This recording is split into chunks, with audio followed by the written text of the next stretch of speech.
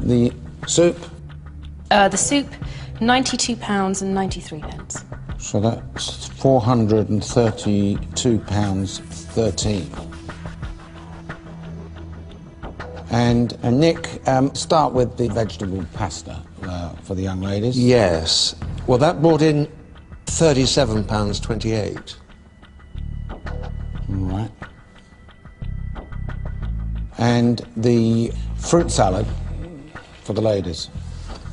That's a flying £555.05. Right. Well, ladies, there you are. £592 plays £432, so clearly you're home as the winners.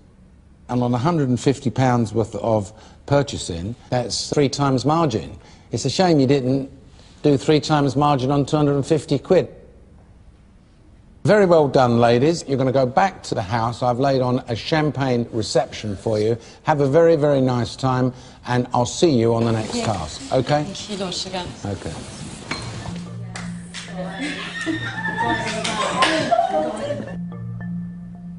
You lot, you're going to be coming back in this boardroom tomorrow, and I've already expressed here that this is all about me trying to find someone who's going to be in a 50-50 partnership with me. I like to deal in simple, straightforward facts, OK?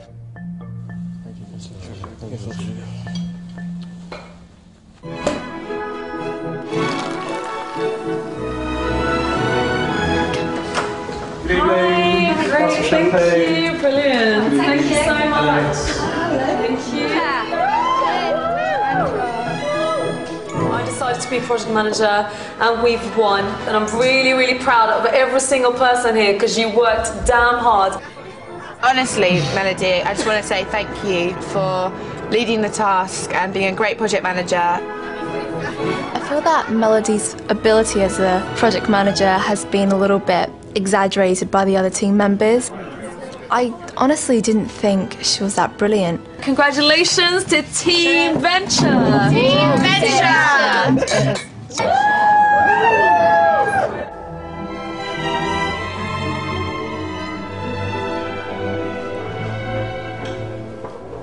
He blew us out of water. Would you agree? Yeah. I think the problem lies really in the fact that we didn't produce enough orange juice. Yeah. I don't know why that is, if it was because the juices didn't work. People didn't pay attention to the details and it just ended up getting a bit chaotic. It was all a bit of a punt. I know I worked hard at it. Don't know about everyone else. They'll have to fight their own corner. I will make it an excellent business partner with Lord Sugar, and I believe by just taking on task number 1 PM, I think I've shown that I'm not here to mess about.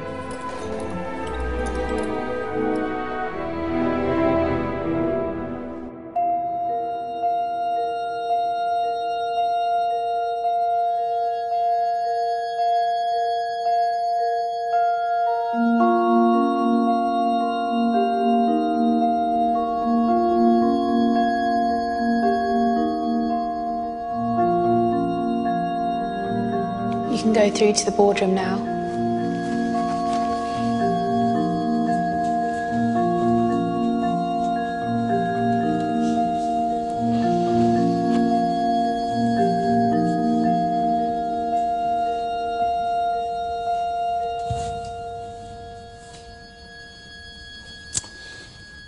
Afternoon, gentlemen. Afternoon. Edward, I remind you of your application form. One of the things that you wrote, if my team loses, I will blame the project manager.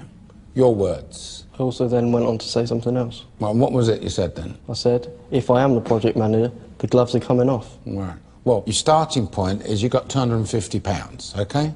If I've understood correctly, you decided your strategy as team leader was, what we'll do, lads, is we'll go and buy as much stuff as we can for as cheap as possible.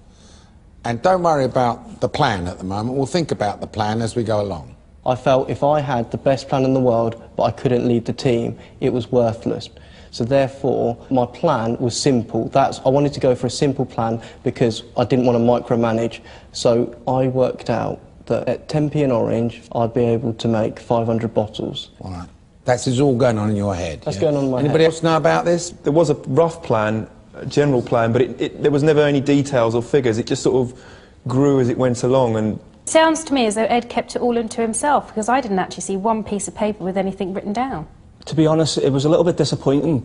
As a team, we knew nothing about it. We couldn't contribute to it. We couldn't give our feedback. Did you know anything about any plan? No. And No, you? not at all. No. And you? He kept a lot of things to himself. It was a need-to-know basis. Man with a plan or not?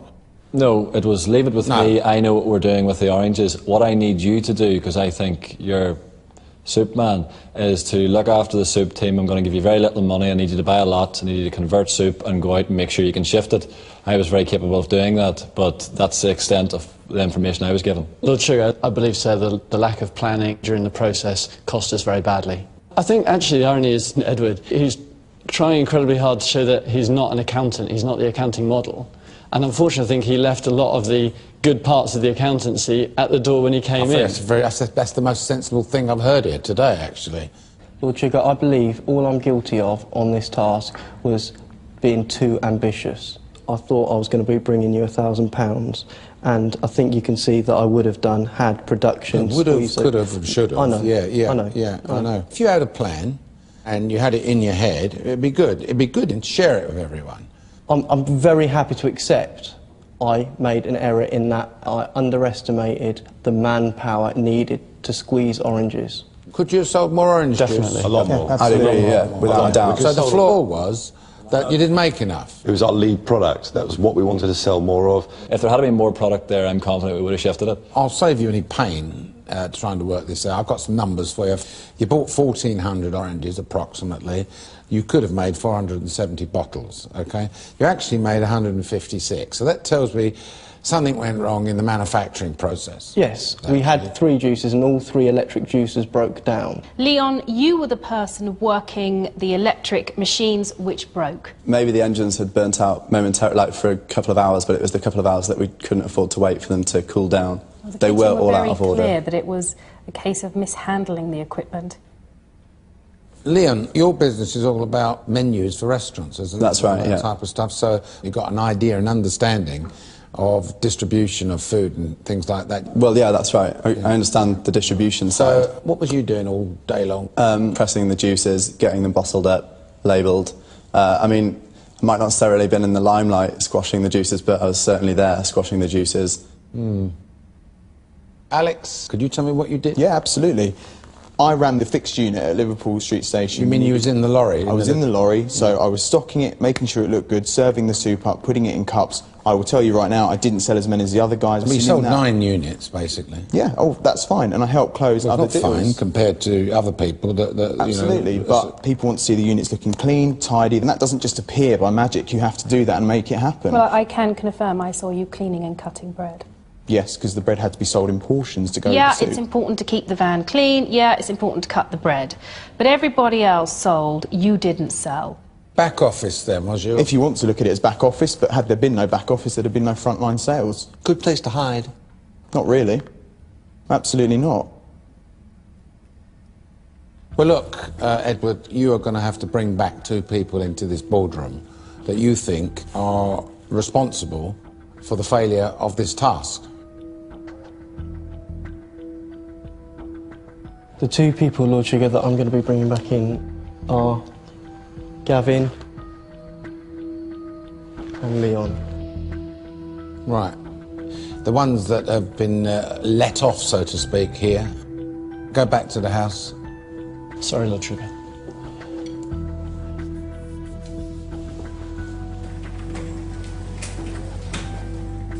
You 3 go and step outside, and I'll call you back in a few minutes.